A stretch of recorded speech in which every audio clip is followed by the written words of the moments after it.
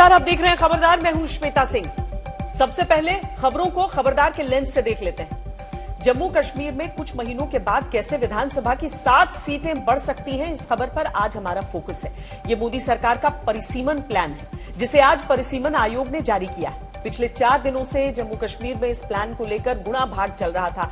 आज इसका ब्लूप्रिंट हमारे पास है। ये नए जम्मू कश्मीर की तरफ एक बहुत बड़ा कदम है। इसके बाद वहां की विधानसभा में जम्मू और कश्मीर का वजन एक दूसरे के लगभग बराबर हो सकता है। ऐसा क्यों और कैसे होगा, इसके बारे में पूरी जानकारी आपको देंगे। वैसे पाकिस्तान को जब से ये सारी जानकारियां मिली हैं, उसके पेट में दर्द हो गया है और बॉर्डर पर उसकी भारत विरोधी गतिविधियां बढ़ गई।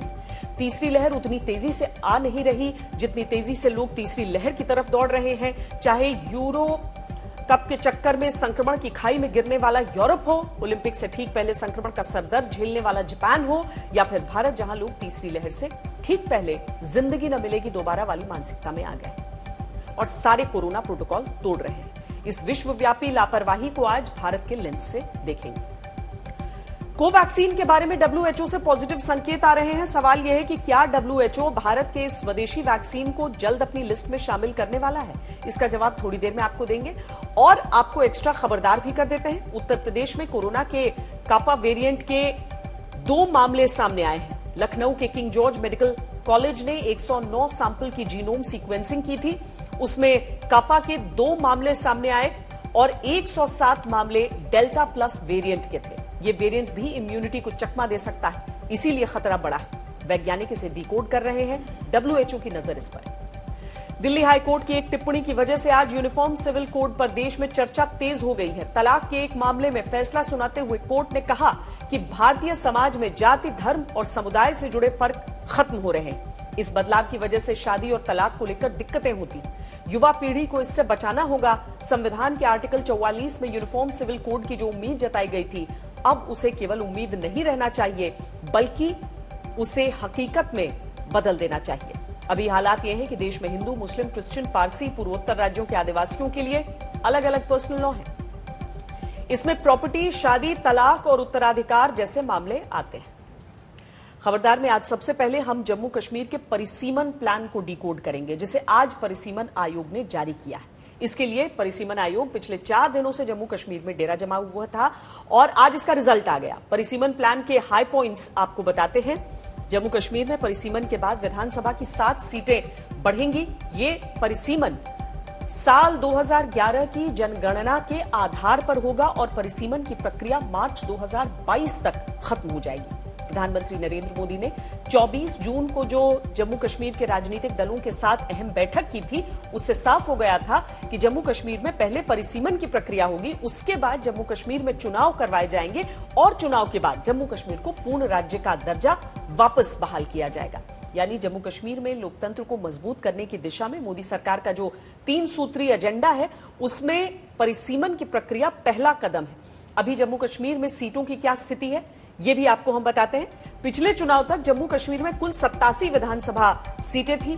पुनर्गठन अधिनियम लागू होने के बाद लद्दाख अलग केंद्र शासित प्रदेश बना और 4 सीटें लद्दाख के हिस्से में चली गईं। इस तरह जम्मू कश्मीर में कुल 83 सीटें रह गईं। इनमें से कश्मीर के खाते में 46 सीटें, जम्मू के खाते में 37 सीटें आईं। अब नए परिसीमन के बाद प्रदेश में 90 विधानसभा सीटें हो जाएंगी। यानी परिसीमन के बाद जम्मू कश्मीर में 90 सीटों पर चुनाव होंगे। लेकिन यह इतना सरल नहीं है जितना सुनने में लग रहा है, क्योंकि परिसीमन के बाद जम्मू कश्मीर के सियासी समीकरण भी जो बदलेंगे। इसीलिए जम्मू कश्मीर के सभी राजनीतिक दलों ने अपनी अपनी सियासत के आधार पर परिसीमन की प्रक्रिया पर आपत्तियां दर्ज करवाना शुरू कर दिया। जम्मू कश्मीर में डिलिमिटेशन की प्रक्रिया चल रही है। सुप्रीम कोर्ट के निवृत्त न्यायमूर्ति के नेतृत्व में डिलिमिटेशन का काम चल रहा है। भविष्य में वहां चुनाव हो, जम्मू कश्मीर के एमएलए हो, जम्मू कश्मीर के मंत्रीगण हो, जम्मू कश्मीर के मुख्यमंत्रीगण हो, नई ऊर्जा के साथ विकास के मार्ग पर आगे बढ़े, इसके लिए देश प्रतिबद्ध भी है और प्रयासरत भी है। पहले देश की जनता से 15 अगस्त को लाल किले की प्राचीर से और फिर 24 जून को दिल्ली में जम्मू कश्मीर की सभी राजनीतिक पार्टियों से पीएम मोदी ने जम्मू कश्मीर को पूर्ण राज्य का दर्जा देने का जो रोड मैप साझा किया था, उसमें पहला लक्ष्य है जम्मू कश्मीर का परिसीमन, जिसे मार्च 2022 तक हासिल किया जाएगा। In 2020, this delimitation commission was constituted to carry out exercise on the basis of census 2011 as per section 62 of the Jammu and Kashmir Act 2019. That is the last available census, and with the mandate to add 7 more seats in the UT and ST seats were also to be provided. As per section 14(4) of the Jammu and Kashmir Reorganization Act 2019, it is very clear that 24 seats in the Legislative Assembly of Union Territory of Jammu and Kashmir shall remain vacant and shall not be taken into account for reckoning the total membership of the Assembly. Jammu Kashmir में परिसीमन की प्रक्रिया का आधार क्या होगा, इसे समझने से पहले ये समझना जरूरी है कि परिसीमन होता क्या है। बढ़ती जनसंख्या के आधार पर वक्त वक्त पर निर्वाचन क्षेत्र की सीमाएं दोबारा निर्धारित करने की प्रक्रिया को परिसीमन कहा जाता है।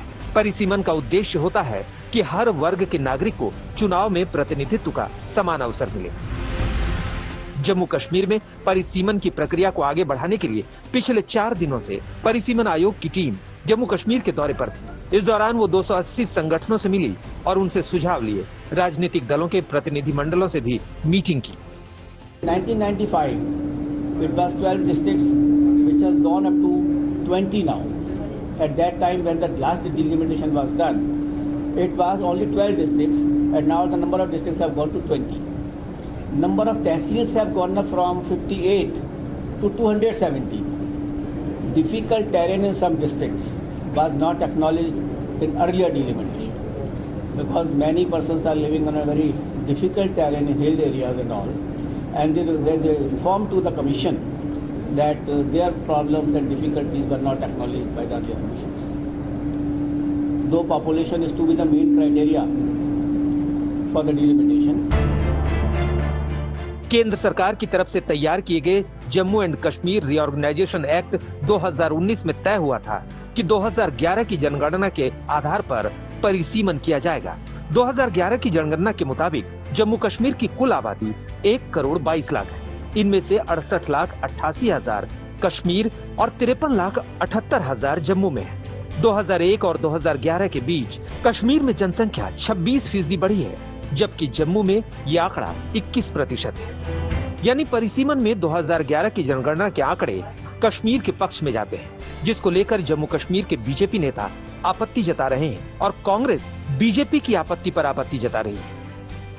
एक तो 2011 का सेंसस, उससे पहले 2001 का, उससे पहले 1951 का, तो उस सभी आंकड़ों में जिस प्रकार से एकदम से बढ़ोतरी कैसे हो गई, इसके बारे में ये साफ लगता है कि कहीं ना कहीं ये मैनिपुलेटेड था और जानबूझ करके वो ज्यादा पॉपुलेशन दिखाने के लिए इस प्रकार का काम किया गया था। जब हम ये चाहते हैं कि आधार बेस्ड वोट बने, उस आधार पर करें।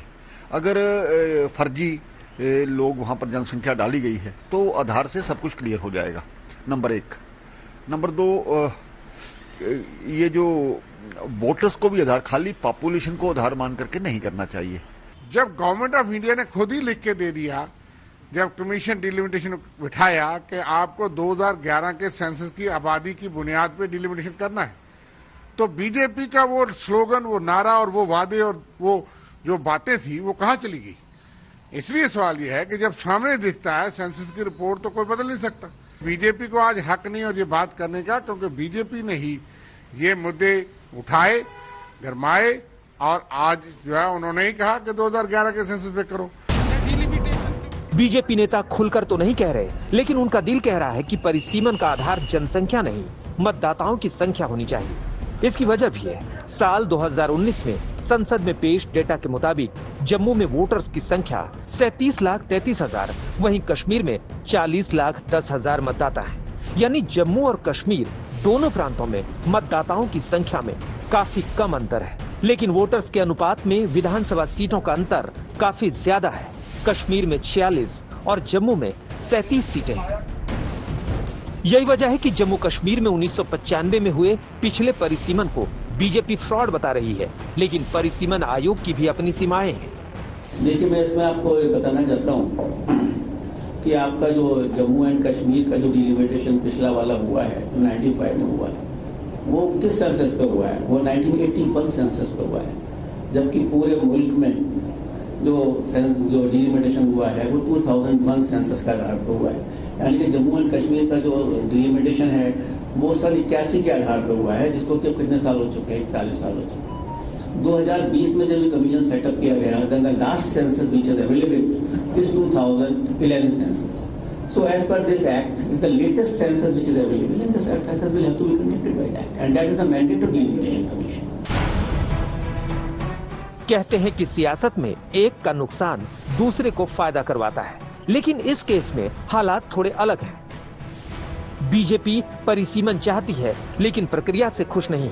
नेशनल कॉन्फ्रेंस परिसीमन चाहती है लेकिन चुनाव के बाद कांग्रेस कह रही है कि पहले राज्य का दर्जा मिले तब परिसीमन, और लगता है कि पीडीपी तो परिसीमन चाहती ही नहीं, इसलिए उसने परिसीमन आयोग के सदस्यों से मुलाकात की जहमत तक उठाना जरूरी नहीं समझा। इलेक्शन कमीशन पे हमें यकीन है, क्योंकि इलेक्शन कमीशन ने हिंदुस्तान में जमहूरियत मजबूत की, और हमें यकीन है जो steel frame of bureaucracy Jammu Kashmir की है, ये तीनों जो डिलिमिटेशन कमीशन का हिस्सा है, और हमें यकीन है कि हमें इंसाफ मिलेगा जम्मू कश्मीर के लोगों को।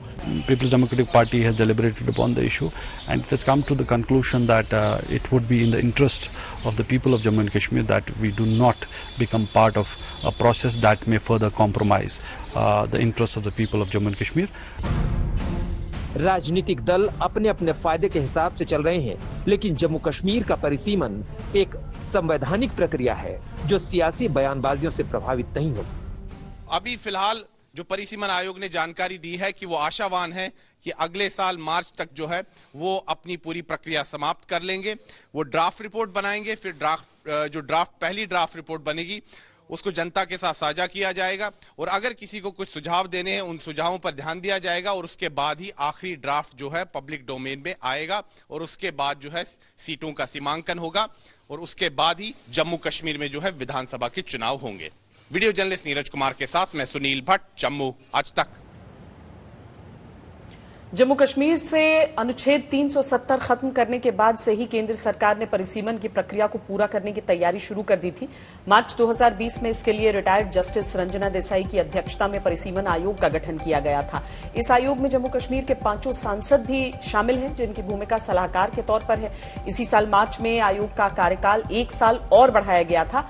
अब परिसीमन आयोग का कार्यकाल साल 2022 में पूरा होगा, और तब तक जम्मू कश्मीर में परिसीमन की प्रक्रिया भी पूरी हो जाएगी। इस बार परिसीमन की प्रक्रिया में अनुसूचित जनजातियों के लिए भी 11 सीटें आरक्षित की जाएंगी। अभी जम्मू कश्मीर में अनुसूचित जनजातियों के लिए एक भी सीट आरक्षित नहीं है। इसके अलावा परिसीमन प्रक्रिया में पीओके के लिए खाली 24 सीटों पर गौर नहीं किया जाएगा, क्योंकि ये परिसीमन आयोग के अधिकार क्षेत्र में नहीं है।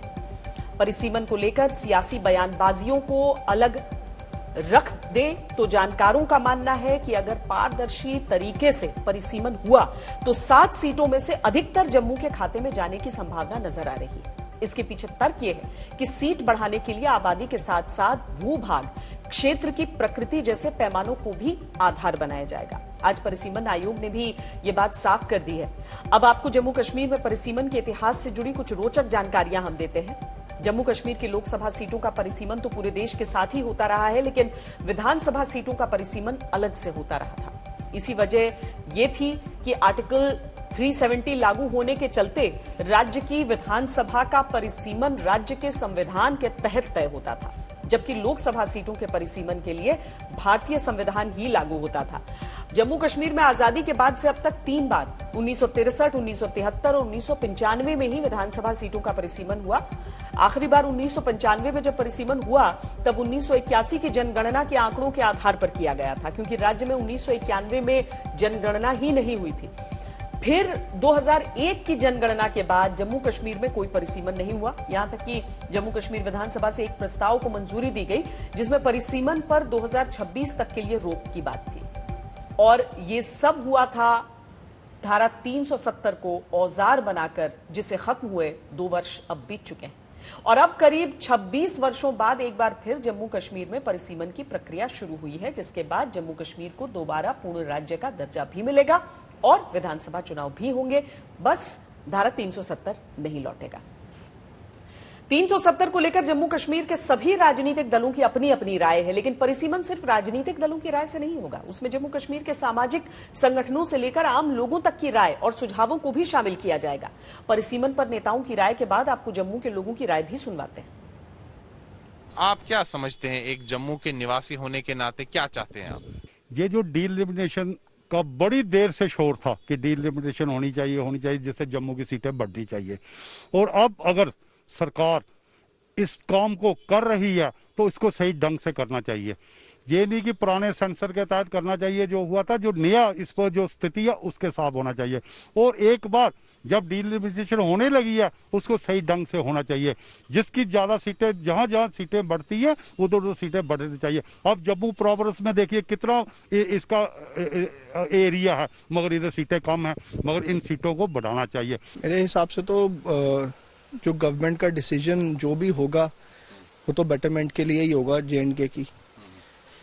बाकी जम्मू को कुछ ध्यान देना चाहिए यहाँ के लिए, जम्मू के लिए, कि जो वही चीज़ करनी चाहिए जो जम्मू रीजन के लिए बेनिफिशियल हो, क्योंकि काफ़ी सालों से निगलेक्टेड रहा है ये रीजन। तो इस वजह से तो कुछ जो भी डिसीजन हो, या शायद अफवाही होगी, होना तो ये चाहिए कि जम्मू रीजन की तरफ थोड़ा तवज्जो देने वाला ही डिसीजन आना चाहिए जिसमें हमें ही बेनिफिट हो, क्योंकि कश्मीर को बहुत देर से मतलब काफी बेनिफिट्स मिलते रहे जो जम्मू को नहीं मिले। जम्मू संभाग के लोगों को 2011 के सेंसस पे के आधार पर डिलिमिटेशन हो ये मंजूर नहीं है, क्योंकि तमाम पॉलिटिकल पार्टीज की आधिकारिक पोजीशन है, इनफैक्ट बीजेपी की भी आधिकारिक पोजीशन यही है कि 2011 का सेंसस एंटी जम्मू था, फज्ड सेंसस था, टेबल सेंसस था, जिसमें जम्मू की पॉपुलेशन को काफी हद तक कम करके दिखाया गया था।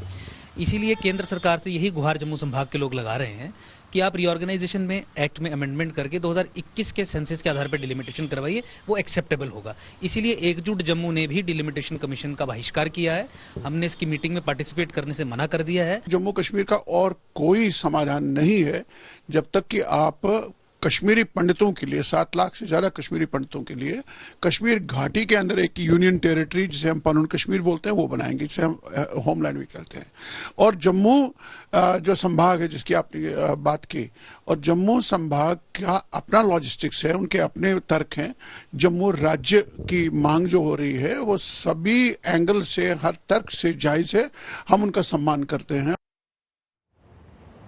दरअसल ये शिकायत सिर्फ जम्मू के लोगों की नहीं है, बल्कि कश्मीर के कई इलाकों में लोग ऐसा ही मानते हैं कि श्रीनगर को लेकर पूरी राजनीति रही, श्रीनगर केंद्र में रहा। जम्मू कश्मीर की जब बात हुई तब सीमावर्ती इलाकों की भी बहुत अनदेखी की गई है। जम्मू कश्मीर के डीलिमिटेशन की प्रक्रिया को पूरा होने में अभी समय है, लेकिन जम्मू कश्मीर में अपनी लिमिट क्रॉस करने वाले पाकिस्तान को उसकी सीमा याद दिलाने की प्रक्रिया लगातार जारी है। जम्मू कश्मीर में सुरक्षा बलों ने आतंकवादियों के खिलाफ प्रहार तेज कर दिया। अकेले गुरुवार को जम्मू कश्मीर में 3 एनकाउंटर में 6 आतंकी मारे गए, जिनमें 2 सैनिक भी शहीद हो गए। गुरुवार शाम को राजौरी में 2 पाकिस्तानी आतंकवादी मारे गए थे। इनके पास से 2 AK-47 राइफल्स और भारी मात्रा में गोला बारूद बरामद हुआ। इसके बाद जम्मू कश्मीर के कुलगाम और पुलवामा जिलों में 4 आतंकियों का एनकाउंटर किया गया। बुधवार को भी हंदवाड़ा में हिजबुल का टॉप कमांडर मेहराजुद्दीन उर्फ उबैद सुरक्षा बलों से मुठभेड़ में मारा गया। 24 फरवरी को LOC पर नए सिरे से सीजफायर लागू होने के बाद सीमा से आतंकवादी घुसपैठ में कमी आई है, क्योंकि पाकिस्तानी सेना अब आतंकवादियों को कवर फायर नहीं दे पा रही। लेकिन इसका मतलब यह नहीं कि भारत के खिलाफ पाकिस्तान ने आतंकी मंसूबे रचना छोड़ दिया। अब भी LOC के पास पाकिस्तान ने अपने आतंकियों को बिठा रखा है, जो कश्मीर में घुसपैठ का इंतजार कर रहे हैं। आज तक के साथ एक्सक्लूसिव बातचीत में यह खुलासा जम्मू कश्मीर के DGP दिलबाग सिंह ने किया है। तीसरी लहर तो अपनी रफ्तार से आएगी, क्योंकि हर महामारी में ऐसा होता है। लेकिन उन लोगों का क्या किया जाए जो पूरा दम लगाकर कोरोना की तीसरी लहर की तरफ दौड़ रहे हैं।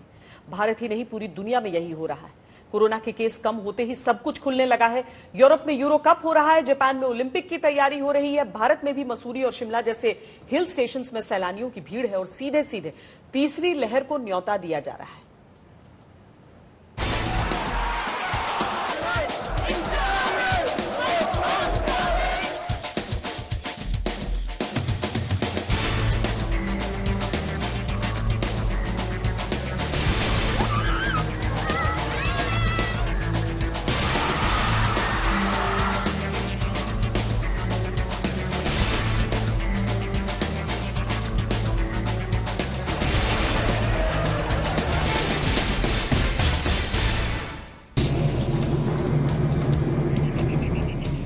जापान में ओलंपिक खेलों का जोरदार जश्न हो, या फिर यूरोप में यूरो कप का शोर, फ्रांस के कान में 72वें फिल्म समारोह के रेड कारपेट की चमक हो, या फिर पूरी दुनिया भर में प्रसिद्ध स्पेन की बुल फाइटिंग। गजब का जोश है, सड़कों पर फुल रौनक है, चकाचौंध की कोई कमी नहीं। जापान से लेकर यूरोप तक दो बातें कॉमन हैं। पहला, लोग जोश में हैं, और दूसरा, इस जोश में होश खो बैठे हैं। भारत की ये तस्वीरें भी पूरी दुनिया में ट्रेंड कर रही हैं। मसूरी से लेकर मनाली और शिमला तक हिल स्टेशन कोरोना स्टेशन बन चुके हैं। ये तस्वीरें आप लगातार देख रहे होंगे। जिंदगी मिलेगी ना दोबारा, इन दिनों छुट्टियां मना रहे लोगों का यही मंत्र है। महीनों से डर और दबाव में जी रहे लोग इस समय की छूट को पूरी तरह इस्तेमाल कर लेना चाहते हैं कि पता नहीं आगे मौका मिले या ना मिले। लेकिन ऐसी लापरवाहियां तीसरी लहर को खुला न्योता है। समारोह, आयोजन, बाजार, रैली, गेट टुगेदर, हर जगह एक जैसी लापरवाही आपको दिखेगी। सोशल डिस्टेंसिंग मजाक बनकर रह गई है और लोग मौका मिलते ही मास्क तक उतार देते हैं। कोरोना प्रोटोकॉल चूर चूर हो चुके हैं और तीसरी लहर तेजी से आने की भूमिका बन रही है। ऐसे ही चलता रहा तो लहरें आती रहेंगी और संकट खत्म नहीं होगा। क्या यह ओपन इन्विटेशन वायरस के लिए नहीं कि आप हमें इन्फेक्ट कीजिए? क्या जरूरी नहीं कि हम समझे कि स्प्रेड ऑफ इन्फेक्शन कम्युनिटी में हमारे इस activity lack of followup of Covid appropriate behaviour से लिंक्ड है?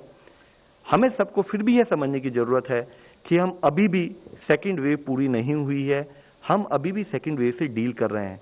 हम सबके लिए जरूरी है कि हम इंट्रोस्पेक्ट करें कि क्या हम एक मिसप्लेस्ड बिलीफ, क्या हम एक यह फैक्ट कि देश में अगर रेस्ट्रिक्शंस को कम किया जा रहा है, रिलैक्सेशंस को बढ़ाया जा रहा है, तो ये ना माने कि कोविड खत्म हो गया है।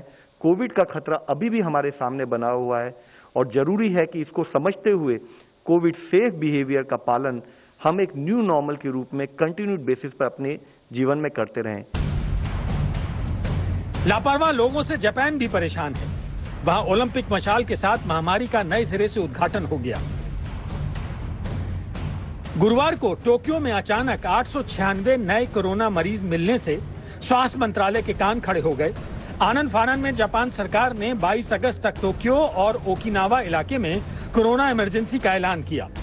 महामारी के कारण एक साल से टल रहा ओलंपिक जापान में 23 जुलाई से 8 अगस्त के बीच होना है। अब ओलंपिक पूरी तरह से आपातकालीन नियमों के तहत आयोजित किया जाएगा। जापान के प्रधानमंत्री ने टोक्यो के निवासियों से घर में रहने और टीवी पर ही खेल देखने की अपील की है। डेल्टा वेरिएंट की चिंता ने जापान की हालत खराब कर दी है। टोक्यो में कोरोना संक्रमितों की संख्या बढ़ रही है। इसकी वजह लोगों का ज्यादा बाहर निकलना, और वो भी तब जब नया डेल्टा वेरिएंट असर डाल रहा है, जो अल्फा वेरिएंट के मुकाबले 1.5 गुना ज्यादा फैलता है।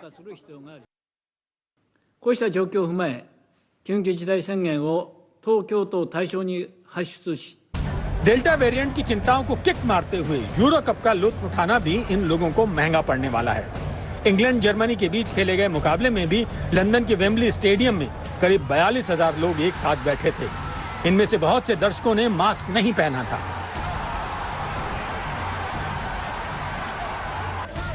इंग्लैंड की शानदार जीत के बाद हजारों लोग सड़क पर उतरकर जश्न मनाते देखे गए। आपको याद दिला दें कि यूरो कप यूरोप के 11 देशों में खेला जा रहा है। पिछले एक हफ्ते में यहां कोरोना के 43% मामले बढ़ चुके हैं। इंग्लैंड में यहां रोज औसतन 27,000 केस सामने आ रहे हैं। ये जून के मुकाबले 4 गुना है। ऐसे में सवाल उठ रहे हैं कि क्या कोरोना की तीसरी लहर के लिए स्पोर्ट्स इवेंट जिम्मेदार हो सकते हैं, क्योंकि इस दौरान भारी भीड़ इकट्ठा हो रही है और कोरोना प्रोटोकॉल की धज्जियां उड़ाई जाती हैं। WHO ने जोर देकर कहा है कि इस तरह का बड़ा इवेंट सुपर स्प्रेडर बन सकता है। There are 4 major factors that are driving transmission. One is the virus itself. This is a dangerous virus to begin with. Now we have these virus variants that have increased transmissibility. The second factor is mixing. We know that the social mixing, the social mobility of people is increasing around the world. These events around the world drive transmission because you bring people together if the right interventions are not. तो देश हो या विदेश, समस्या वही है। जरा सा ढील मिली नहीं कि भारी संख्या में लोग एक जगह पर इकट्ठा होने लगते हैं, हंसते खेलते प्रोटोकॉल तोड़ते हैं और संक्रमण फैलाने वाले सुपर स्प्रेडर बन जाते हैं। वायरस का डेल्टा वेरिएंट तबाही मचाए हुए है, नए नए वेरिएंट सामने आ रहे हैं। ऐसे में तीसरी लहर का सामना कैसे होगा, ये बड़ा सवाल है। तीसरी लहर खुद नहीं आ रही, लोग लापरवाही के साथ तीसरी लहर की तरफ दौड़ रहे हैं। आज तक ब्यूरो।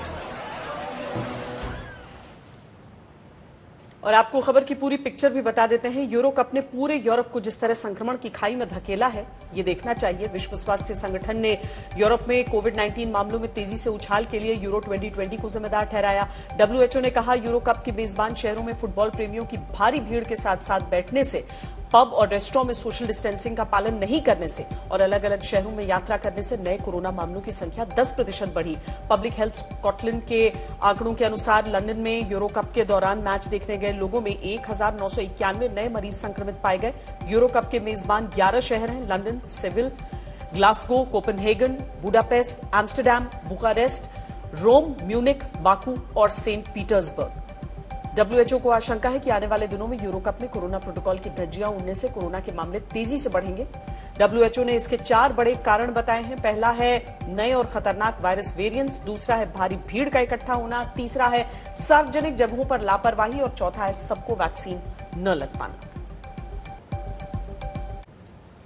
भारत से अभी जो विदेश जाना चाहते हैं वो कहते हैं कि शुक्र है कोविशील्ड लगी है। जल्द ही ऐसा एहसास भारत के देसी फॉर्मूले पर बनी कोवैक्सीन लगवाने वालों को भी हो सकता है। कोवैक्सीन के फाइनल नतीजे अच्छे आने के बाद WHO की ओर से भारत बायोटेक की कोवैक्सीन के लिए खुशखबरी के संकेत हैं। WHO की chief scientist doctor Soumya Swaminathan ने कोवैक्सीन पर ऐसा बयान दिया है जिसे WHO का कोवैक्सीन को ग्रीन सिग्नल माना जा रहा है। हालांकि अभी WHO की ओर से कोवैक्सीन पर अपनी मुहर लगाने का कोई अंतिम निर्णय नहीं लिया गया है।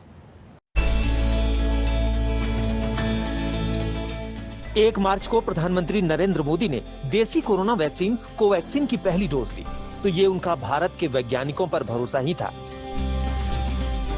38 दिनों बाद 8 अप्रैल को कोवैक्सीन की दूसरी डोज प्रधानमंत्री नरेंद्र मोदी को दी गई। देश की सरकार के मुखिया से लेकर खास व आम को अब तक कोवैक्सीन के 4 करोड़ 54 लाख से अधिक डोज लग चुके हैं। कोवैक्सीन डोज लगने के आंकड़े गिनाने का मकसद ये बताना है कि भारत की पहली देसी कोरोना वैक्सीन पर WHO का भी भरोसा बढ़ रहा है। एक इंटरव्यू में WHO की chief scientist doctor Soumya Swaminathan ने कहा है कि कोवैक्सीन का डेटा अच्छा है। सौम्या स्वामीनाथन के मुताबिक कोवैक्सीन की प्रभावशीलता काफी अच्छी है। डेल्टा वेरिएंट पर प्रभावशीलता थोड़ी कम है, लेकिन फिर भी ठीक है। इसके सुरक्षा मानक WHO की कसौटी के मुताबिक हैं। डॉक्टर सौम्या स्वामीनाथन ने कहा कि कोवैक्सीन अच्छा डेटा दिखा रही है और फिलहाल डेल्टा वेरिएंट के खिलाफ भी कार्यरत साबित हो रही है। कोवैक्सीन पर ब्रेक थ्रू इन्फेक्शंस भी देखे गए हैं। 60% ब्रेक थ्रू इन्फेक्शंस हैं, लेकिन एफिकेसी अभी भी अच्छे लेवल पर है। इसका ये मतलब है कि हालांकि डेल्टा वेरिएंट के खिलाफ थोड़ी बहुत एफिकेसी वैक्सीन की कम हो जाती है, लेकिन वो इतनी भी खराब नहीं है, अच्छी खासी प्रोटेक्शन दे सकती है। कोवैक्सीन को WHO की मंजूरी का इंतजार है। 23 जून को कोवैक्सीन निर्माताओं की WHO के अधिकारियों से मुलाकात हुई थी। एस्ट्राजेनेका की कोविशील्ड के साथ कोवैक्सीन को जब इमरजेंसी यूज की मंजूरी मिली थी, तब इसके अंतिम चरण के ट्रायल चल ही रहे थे। ऐसे में कोवैक्सीन को लेकर हंगामा हुआ था। हालांकि सरकार की ओर से भरोसा दिलाने की कोशिश हुई थी कि भारत के ड्रग्स कंट्रोलर DCGI की मंजूरी कोवैक्सीन के तमाम पहलुओं को परखने के बाद ही दी गई थी। अभी पिछले हफ्ते कोवैक्सीन का फाइनल डेटा आ गया है। तीसरे चरण में कोरोना के खिलाफ इसकी संपूर्ण प्रभावशीलता 77.8% आंकी गई है। भारत में कोरोना की दूसरी लहर के लिए जिम्मेदार डेल्टा वेरिएंट पर कोवैक्सीन 65.2% प्रभावकारी है।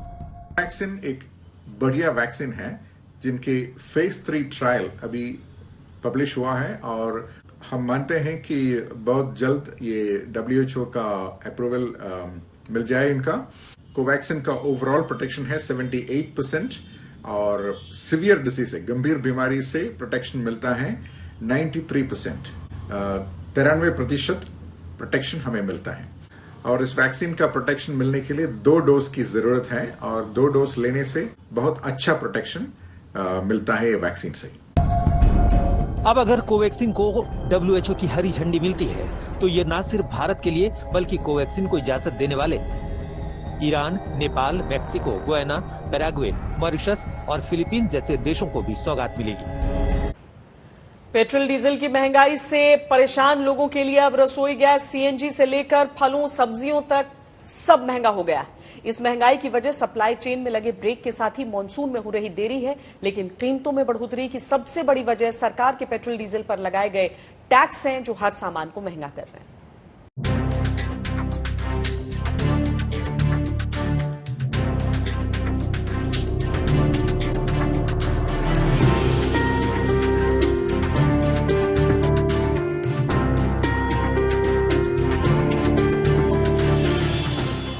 देश में महंगाई का कहर भीषण गर्मी की तरह जमकर बरस रहा है। पेट्रोल डीजल की कीमतों में रोजाना बनते नए रिकॉर्ड से परेशान आम जनता का सब्र अब जवाब देने लगा है। विपक्षी पार्टियां भी अब महंगाई पर सरकार को घेरने लगी हैं। आम आदमी तो समझ ही नहीं पा रहा है कि महंगाई में घर चलाए या वाहन। महंगाई का 70% तो तेल में चला जाता है, बाकी खर्चे और कैसे करेंगे। 100 रुपए लीटर बताओ कितना बढ़ता, 50, 60, 70, 80, 90 सीधा 100 पहुंच गया। बहुत ज्यादा दिक्कत आती है बच्चों की पढ़ाई में, फीस में, सब में मतलब बढ़ा दिया रेट वगैरह सब में। अब बच्चों को कैसे पढ़ाया जाए। रोज रेट बढ़ रहे हैं पेट्रोल के, जिससे बहुत दिक्कत आ रही है। पेट्रोल लेने में भी दिक्कत आ रही है, काम धंधा है नहीं है इसलिए। पेट्रोल डीजल की कीमतों में कमी का अकेला रास्ता फिलहाल तो इन पर लगाया जा रहा टैक्स ही है। पुराने पेट्रोलियम मंत्री तो इनमें कमी की संभावना से ही साफ इनकार कर चुके थे। कुछ इसी तरह नए पेट्रोलियम मंत्री भी इस मुद्दे पर बोलने से परहेज कर रहे हैं। सिचुएशन इज डिफरेंट, और एक चीज मैं आपको बता दूं, my formal training is in an area जहां पे जब तक पूरी जानकारी ना हो one should not give comments. महंगाई की ये आंच केवल पेट्रोल डीजल तक सीमित नहीं है। अब तो कार चलाने का सस्ता विकल्प सीएनजी भी दिल्ली एनसीआर में महंगी हो गई है। साथ ही घर पर आने वाली रसोई गैस यानी पीएनजी भी महंगी हो गई है। दिल्ली में सीएनजी 90 पैसे बढ़कर 44 रुपए 30 पैसे प्रति किलो हो गई है, जबकि पीएनजी 1 रुपए 24 पैसे बढ़कर 29 रुपए 66 पैसे प्रति एससीएम हो गई है। वैसे भी ईंधन की कीमतों में तेजी से महंगाई का बढ़ना लाजमी है। ऊपर से मॉनसून में देरी ने भी हरी सब्जियों के दाम बढ़ाने का काम किया है। बीते 2 हफ्तों में फलों सब्जियों के दामों में बेतहाशा बढ़ोतरी हुई है। 15 दिनों में टमाटर 10 रुपए बढ़कर 30 से 40 रुपए किलो हो गया है।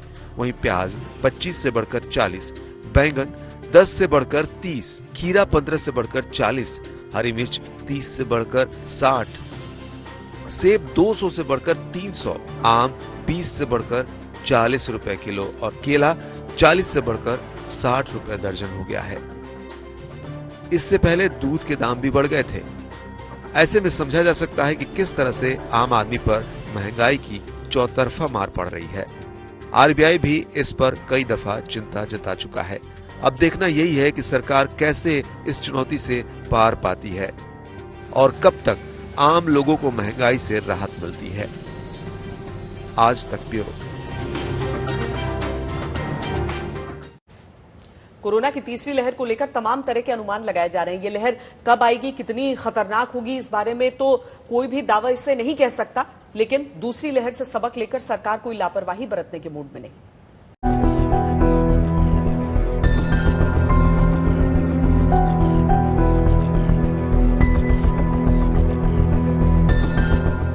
कोरोना की दूसरी लहर के आर्थिक कहर से देश तेजी से उबर रहा है। दूसरी लहर में हुई गलतियों से सबक लेकर अब सरकार तीसरी लहर का सामना करने के लिए तैयारी कर रही है। इसी कड़ी में राहत पैकेज के जरिए हेल्थ सेक्टर पर विशेष जोर दिया जा रहा है। दरअसल दूसरी लहर में स्वास्थ्य व्यवस्था बुरी तरह चरमरा गई थी। अस्पताल में मरीजों को कहीं बेड नहीं मिल पा रहे थे तो कहीं पर ऑक्सीजन समेत दवाओं की किल्लत मुसीबत की वजह बनी हुई थी। ऐसे में तीसरी लहर में इन कमियों को दूर करने की कवायद के तहत सरकार ने 23,123 करोड़ रुपए के पैकेज को मंजूरी दी है, जिसकी जानकारी पीएम मोदी ने ट्वीट करके दी। इसके तहत देश के सभी जिलों में पीडियाट्रिक केयर यूनिट से लेकर ICU bed, oxygen storage, ambulance और दवाओं जैसे जरूरी इंतजाम किए जाएंगे। 2021-22 के लिए नई योजना भारत कोविड-19 आपात प्रतिक्रिया और स्वास्थ्य प्रणाली तैयारी पैकेज फेज 2 के तहत इस रकम को मंजूरी दी गई है। इस योजना का मकसद बच्चों के इलाज समेत हेल्थ इंफ्रास्ट्रक्चर का विकास करने का है। इसके साथ ही सही नतीजों पर जोर देकर शुरुआत में ही बीमारी की पहचान करके रोकथाम करने का है। इसके साथ ही इलाज के लिए इस तरह का प्रबंधन करना है कि किसी भी जरूरत के वक्त तुरंत प्रतिक्रिया देना मुमकिन हो सके। प्रिपरेशन बहुत ही जरूरी है। जो हमारे साथ दूसरे वेव में हुआ वो हम नहीं चाहते कि तीसरी वेव में हो। और एक हेल्थ सेक्टर के लिए देखें तो ये बहुत ही अच्छा बेनिफिट है, क्योंकि अगर आप बजट रखते हो, आप प्लानिंग करके चलते हो, तो हम इंश्योर कर सकते हैं कि हम सब मेडिसिन को सही समय पे और सही जगह पे उपलब्ध करा सकते हैं, जो बहुत ही जरूरी है। आई थिंक ये बहुत ही अच्छा निर्णय है और आने वाले समय में हेल्थ सेक्टर के लिए भी एक बेंचमार्क होगा और बाकी सब देशों के लिए भी एक बेंचमार्क होगा कि वो भारत से कुछ सीख सकते हैं। तीसरी लहर में बच्चों के ज्यादा तादाद में संक्रमित होने की लगातार आशंका जताई जा रही है। ऐसे में हेल्थ इंफ्रास्ट्रक्चर को बच्चों के इलाज में कामयाब बनाने के लिए सरकार लगातार इस तरह के ऐलान कर रही है। उम्मीद है कि इससे हेल्थ सिस्टम की तैयारियों में तेजी आएगी। सरकार इससे पहले भी देश भर में कोविड के इलाज के लिए अस्पताल और स्वास्थ्य केंद्र बनाने के लिए 15,000 करोड़ रुपए दे चुकी है। उम्मीद है कि इस रकम से तीसरी लहर में हो सकने वाली किसी भी आपात स्थिति से निपटना मुमकिन होगा। आज तक ब्यूरो। खबरदार में आज के लिए इतना ही। देश और दुनिया की बाकी खबरों के लिए आप देखते रहिए आज तक।